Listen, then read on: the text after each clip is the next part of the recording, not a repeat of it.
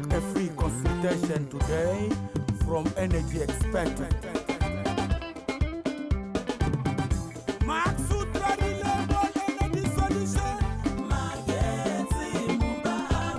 Okay, so welcome to another tutorial. As promised last tutorial, we are still discussing about batteries. Here we'll spend some time because a battery is the critical component of our solar system, as it may be the only source of energy available during the night in the event where there's a fault from the mains or there's load shedding from the mains. The battery will become the only source of energy that we might want to use. So we'll spend some time. Right. So we said that the battery is sensitive to charging, it's sensitive to discharging, right? The main issue here is because the processes are involving change of state of compounds and the chemicals. Each time we charge the battery, we are converting electrical energy into chemical energy.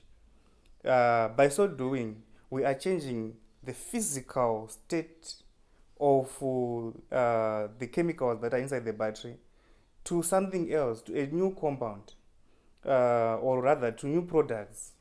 And then the process of discharging the batteries now, which is the opposite of charging, is reversing that process to formulate initial reactants. So this process is like complex because you are changing state now and then, changing state now and then. Right. So let's start with charging the battery. Let's assume we've got an empty battery that has been manufactured and everything done, but we've put it on the circuit or on the network. It's now being used and it's empty. We now want to charge it. How do we go about this? Right. From previous tutorials about solar irradiance and so forth, let me repeat that a solar day is about 5 to 6 hours long. In other words, cumulatively, the cumulative effect of a 330 watts panel to give 330 watts, we are saying that may only be possible for about 5 to 6 hours during the day. This is because early in the morning, the sun is still far and it is at an inclination, so the radiation is not hitting the panel normally or at right angles to the surface. Therefore, what we collect is less, very much less. It's not surprising that a 330 watts panel will give you about 50 watts early in the morning. So the cumulative effect, now if you were to add the first hour 6 to 7, 50 watts, second hour 7 to 8, maybe about 100 watts, then in 8 to 9, maybe about 200 watts, 9 to 10, about 260 watts, 10 to 11, and so forth. If we were to add that and accumulate, you will find the cumulative total. We would find that it's more like a 330 panel will give 330 watts for about 5 to 6 hours a day. Right. Now, this is the same time that we want to charge our batteries. At the same time, the manufacturers of the batteries, they also bring their conditions to say our battery is to be charged at the rate of, maybe for argument's sake, 10 amps per hour, or at the rate of 10 amps, right? So you can't exceed that rate, but at the same time you've got a limitation in terms of hours per day. So what do? You see, so we're trying to balance off. So the charging methods are different. For a completely empty battery, it can be possible to pump in a lot of current initially to some level where possibly it's about 75% full SOC, state of charge is about 70%, 80% thereabout. Then from that level, you change the rate of charging to slightly lower. You adjust the voltage and current such that it's now low current at some voltage, with the net effect of reducing the rate, because this rate of charging, what it also comes with is, if you were to maintain the same bulk charging, we would quickly get to a stage where gasification starts to happen. In other words, we will start to lose our electrolyte composition in the form of gas. You see, we will start to have hydrogen released. So we don't want that gasification to happen. So this is the reason why now the charging has to be in steps. First, we can put as much as we want, bulk charge to 80%. From there, we then change to say, no, our battery is coming to a state of full charge. So let's reduce the charging voltage to this level. Let's reduce the current to this level so that we don't overshoot the gasification voltage. I think it depends from manufacturer to manufacturer, but on average, 14.4 volts is the safe voltage, to which if you exceed that, then you are already damaging the battery. You are going to lose the active electrolyte material, and for valve regulated lead acid batteries, you may not be able to replace it because it's sealed, it's maintenance free. So once gasification occurs, there's nothing else that you can do. You have lost the active material or electrolyte, and you can't replace it. So in other words, you have reduced the capacity of the battery. Effectively, you have reduced the capacity, and indirectly you have increased the internal resistance of the battery, because the internal resistance of the battery is composed of many things, but one of those things is mobility of the electrons and ions within the electrolyte, and also it's also dependent on the conductors that are bridging the negative and positive plates. So those are just, so if you lose the electrolyte, it means somehow the resistance, the internal resistance of the battery has increased, you see. So yeah, so when we've got that change in charging to say bulk charging, that's the first one. Then the next one is the absorption, you see. So what we're going to do here is we're going to start to charge it slowly. And who is the guy who is doing all this that I'm talking about? Is the charge controller. So my intention is to alert installers and those who want to do the systems by themselves that when you put your charge controller, make sure that these stages are well set. The bulk charge voltage is well set, the absorption charge voltage is well set, and the float voltage is well set. The float voltage is the last one, where you are saying you just want to replace that amount of capacity that is being lost, maybe due to heating as the battery charges, or due to some load which is being connected. The charger or the controller should just allow charging of just that power that is being lost, or energy that is being lost due to the internal resistance, heat, and possibly a few loads that are connected. That is it about charging, right? So one thing about charging is this reaction of changing electrical current or electrical power into chemical power or into chemical energy produces heat. It is an exothermic reaction. So there are certain amounts or thresholds that are permissible. The more you charge the battery, if you overcharge it, the more the heat is generated. In other words, this is a reaction that is we are pushing to happen. So the more you charge, the more the heat gets generated, right? And by the way, as you start to charge the battery, the resistance is huge inside the internal resistance. The resistance is due to ion mobility, electron mobility is huge. Why? Because you actually want to reverse that reaction where we've got many ions within the electrolyte. In this case, you would have water and lead sulfate.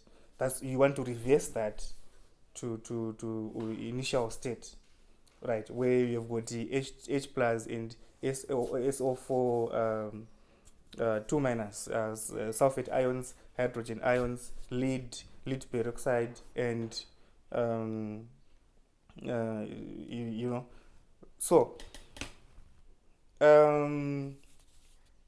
as you continue charging, we said that there's going to be heat produced.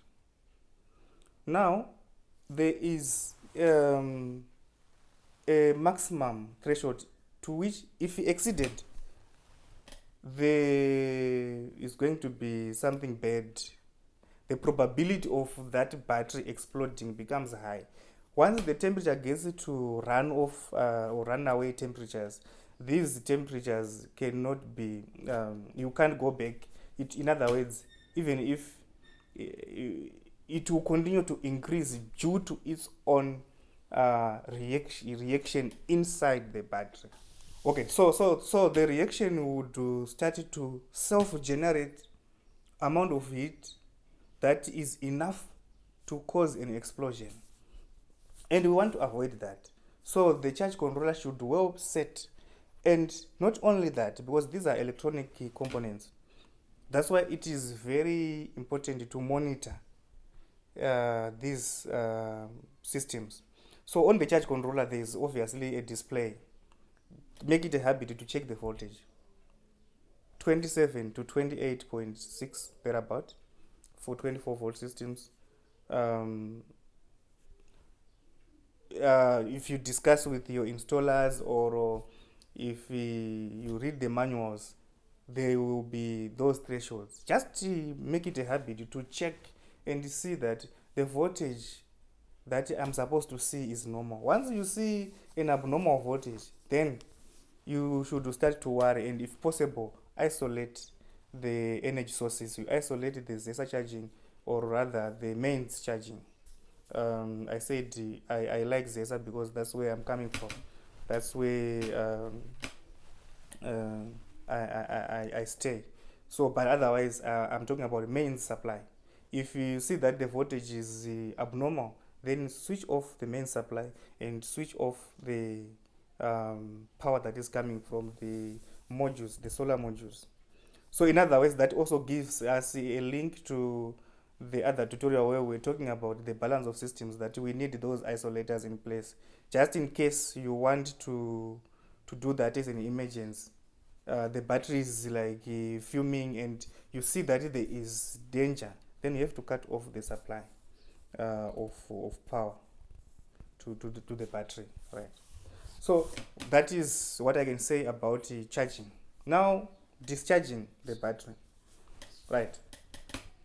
Discharging the battery has to be done in a way. Unfortunately, once the loads are connected, the system is set, it is now the appliances that are connected that will determine how much are they going to draw from the battery. So this is more like a design question. Was the system designed with enough storage capacity to give out the power and the energy that the appliances would demand, suppose they are connected, all of them, and they are on at the same time? Now this gives me an opportunity to explain the difference between power demand and energy demand. Power, we are saying it is that capacity that allows the gadgets to turn on at the same time. That is the maximum power that the inverter would be supplying. If the TV is on, all lights, whatever is supposed to be connected to the inverter, if everything is on, that is power capacity. So it's like instantaneous power capacity. It's just like however, energy is now the capability to sustain that connected load in its own position. In other words, if a TV is on, what it determines that it should be on are two things: the power capacity and the energy capacity. The energy answers the question of how long is it going to be on. The power is, can it actually turn on in the first place? Because if the inverter is small, it will just trip on overload, or it will not be able to light it up. So the designer or the system sizing should be such that the storage or the batteries are enough to take the loads on for whatever duration that it is designed for. And it is supposed to do so at the battery specification that would be possibly in the manual or spec sheet of that battery. All the batteries comes with the specification sheets where the rate is specified. What happens if you take more than the rate? How much capacity would you remain? You will find that, for example, I on the nameplate of a Deca battery, you will see that whilst it is 180 Ah in general, if you take 1 amp, it will become like the capacity will increase to 200 Ah. If you take more than that, the capacity will actually reduce. So the capacity is also dependent on the rate at which you are withdrawing power from the battery. Right. This can be done at various rates, but there is just the rate which is not permissible. The rate which is above what the battery can. And what limits this is the physical aspect, the physical materials inside the battery. What we are referring to is the active material inside the battery. The rate at which the chemical reaction is releasing electrons, because electrons ultimately are the source of current flow. 1, 2, the design of the collectors, the current collectors within the battery, those bars that we are using to bridge the cells. Obviously they've got physical dimensions limits to which they can only carry a certain amount of current. Once that is exceeded, there's going to be much heating due to resistance. Right. So it is very important to know how much a battery is supposed to contribute at maximum. You can have a scenario where it is during the day, the solar panels are bringing in power, and the inverter has got an MPPT. So under such scenarios, you can have solar power being enough to actually directly gets converted to alternating current and then to the load, such that the battery is not contributing anything. But during that time, if there's just a small cloud cover, the battery will have to come and supply the difference. And it is those variations that sometimes I have seen that they confuse users of systems. The users will say, but I was using solar panels because there was the sun, it was during the day when I was doing my pumping. Not knowing that during that period, there can be just a few moments where cloud cover comes and it closes out the irradiance. During that time, the battery is forced to supply the difference. So if it is a very big pump, it is at that time when the battery is stressed to the levels that actually you can wake up tomorrow with no battery at all. It would have collapsed because it would have been forced to supply what it is not designed for. So just to make sure that you exactly know what you want, and then configure the storage in such a way that it is not going to be stressed under all operating conditions that you want the system to work on.